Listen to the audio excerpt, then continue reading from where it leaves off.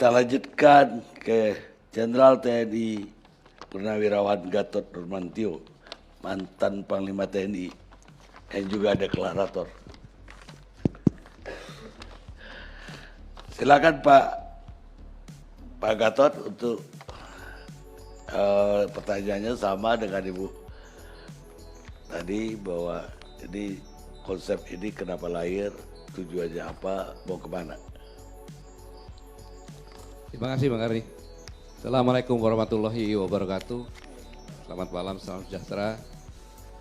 Pada kesempatan yang baik ini, saya mengajak kita semuanya bersyukur karena Tuhan Yang Maha Esa, Allah Subhanahu wa Ta'ala, bahwa baru saja kemarin kita memperingati 75 tahun kemerdekaan Republik Indonesia, suatu anugerah yang luar biasa. Dan tagline tadi saya sependapat dengan Kang EF tadi, bahwa Indonesia maju itu memang kita harus optimis. Kita tidak tahu latar belakangnya apa. Mungkin mengharapkan lebih maju dari yang sekarang ini. Saya pikir itu bagus-bagus saja gitu. Banyak orang bertanya, tadi saya ditanya oleh Anggi tadi, Kebiuan, kenapa dari 2017 saya diam, tiba-tiba saya muncul. Itu adalah hasil perundungan saya, Bung Karni, bahwa saya telah diberikan kenikmatan yang luar biasa, alhamdulillah. Sebagai seorang berkarya di TNI, saya sampai puncak, Panglima TNI, pangkat jenderal penuh. Sebagai seorang laki-laki, saya menikah, punya anak saya dua-duanya sudah S2 dan sudah menikah, punya karya sendiri, tidak di bawah bayang-bayang orang tuanya, dan sudah punya cucu, laki dan perempuan lengkap. Maka saya bertanya, begitu di 4 besar, apa yang belum saya lakukan? Saya terkejut begitu ada undang-undang HIP. Haluan ideologi negara ini yang membuat saya terkejut. Terkejutnya begini, bahwa saya 38 tahun yang lalu saya pernah bersumpah. Ini sumpahnya, demi Allah saya bersumpah akan selalu setia kepada negara kesatuan Republik Indonesia yang mendasarkan Pancasila dan Undang-Undang Dasar 1945. Mengapa seorang prajurit, bukan pangkatnya tapi pribadi, sehingga sumpah itu setelah saya purnawirawan ternyata saya masih terikat sumpah itu. Sampai kapan? Sampai saya diupacarakan dengan tembakan salvo ke atas. Itulah mengapa demikian, karena kemarin itu dalam peringatan kemerdekaan kita belum menjadi negara 72 tahun yang lalu. Yang menyatakan kami bangsa Indonesia. Berarti rakyat Indonesia yang menyatakan merdeka. Karena belum ada negara itu. Karena persyaratan negara adalah ada rakyat, ada permintaan, ada wilayah dan pengakuan. Maka di dalam Undang-Undang Dasar 45 dan pembukaannya itulah mengatakan bahwa dasar negara itu ketuhanan yang Maha Esa dan seterusnya. Pancasila itu. Jadi kalau itu dirubah, maka Indonesia ini berubah. Maka saya harus bangkit. Sebagai pertanggungjawaban nanti apabila dipandang masa, saya ditanya, kamu pernah disumpah, tanggung jawabmu apa? Pensiunan saja harus bertanggung jawab sumpahnya, apalagi yang masih aktif. Ini minimal saya bisa memperingatkan, sama dengan Pak Said itu tadi. Kalau sendirian kan dengar. Maka saya konsultasilah dengan Pak Bahtiar Hamzah, senior saya, sama dengan Pak Kaban, Pak Din Samsudin, Pak Abdullah Yahya, kemudian Bu Husnul juga. Kelompok kecil itulah bicara-bicara. Melebar-melebar, mereka punya masing-masing, kumpul Pak Saididu. Awal-awalnya dengan Bang Yani, dengan Pak Denggolan, dan sebagainya. Nah, ini semuanya memang kita sakit hati. Sakit hatinya adalah dalam kondisi situasi seperti ini, kondisinya seperti ini, kan gitu. Maka kita bersama-sama menyampaikan suara hati nurani rakyat. Kondisi sekarang ini tidak normal memang. Karena dengan COVID ini terjadi pembekuan, proses pembekuan antara murid dengan guru, antara mahasiswa dengan dosen, antara manajer dengan pekerja, antara pemilik hotel dengan tamu, proses pembekuan. Akumulasi ini adalah bisa terjadi pembekuan hubungan antara rakyat dengan pemerintah, proses pembekuan ini. Inilah yang berbahaya, makanya harus diingatkan. Kita tidak mau dalam kondisi seperti ini kita diam-diam saja. Ini latar belakangnya. Dan kami pun menyampaikan tadi bahwa kalau kita hanya menyampaikan hal-hal yang kondisi nyata kemudian menyampaikan tuntutan, harus ada solusinya.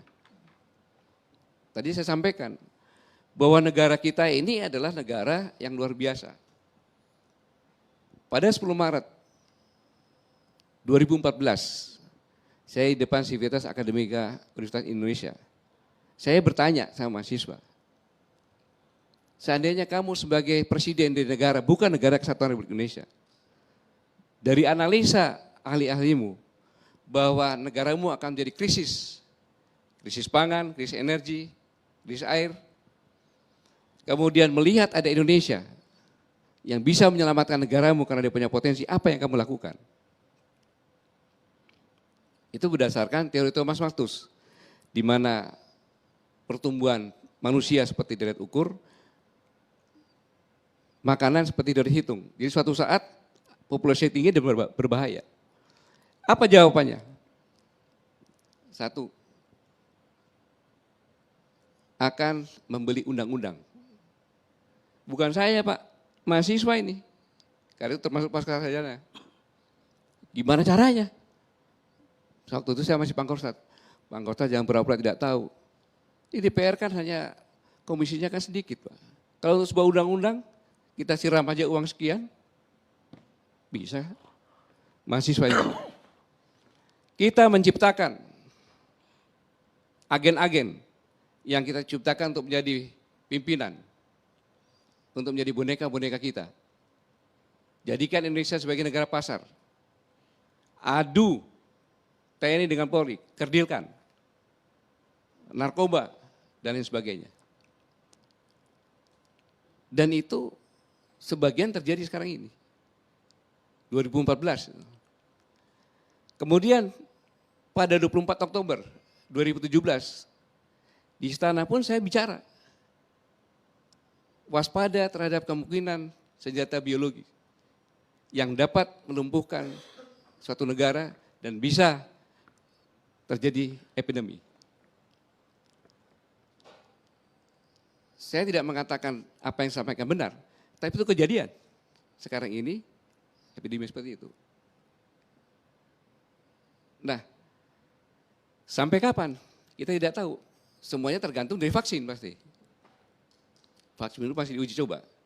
Nah, dalam kondisi seperti ini, tidak boleh bangsa ini hancur.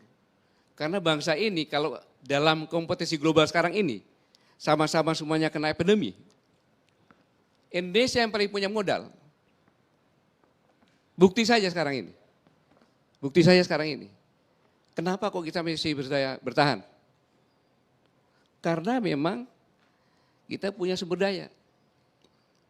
Jadi kalau kita, enggak usah jauh-jauh lah Pak Bung Kardi. Ke Cianjur Selatan saja, masuk ke dalam. Ada satu desa, dia punya, rakyatnya kalau dijumlahkan punya 24 hektar sawah. Pak, Bapak di sini nggak bakalan kelaparan. Tapi uang nggak ada.